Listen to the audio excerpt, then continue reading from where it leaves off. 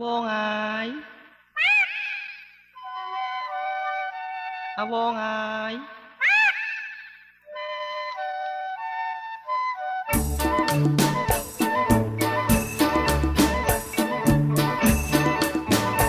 ចាស់ឯងទៅណាហើយនឹងផ្ដាំតាមមនុស្សខ្លាចម៉ែកានឹងផ្ដាំតាមសារិកាមិនវេ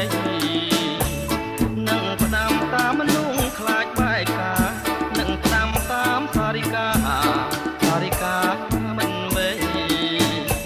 ចង់ផ្ញើបណ្ដាំទៅស្រីថាបងវិលវេរកស្រីវិញហើយ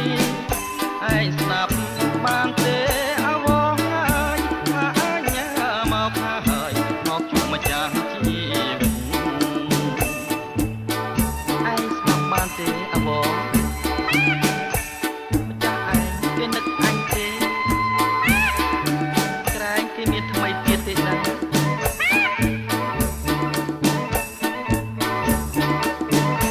ប៉ោចដូចជាសារិកានាំឲ្យតែខ្លោចផ្លានឹកសង្ការក្នុងចិត្តប៉ោចដូចជាសារិកានាំឲ្យតែខ្លោចផ្លានឹកសង្ការក្នុងចិត្តឯងចេះតែថាមិនគិតឬក៏ការពិតបែកចិត្តមានថ្មីបើដូចអវងឯងស្រដីអញសាច់ចិត្តណាស់សឹងស្អីព្រោះសេចក្តីស្នេហា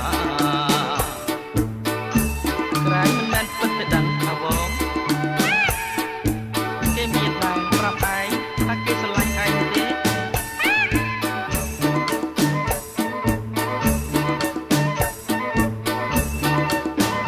មិនដាច់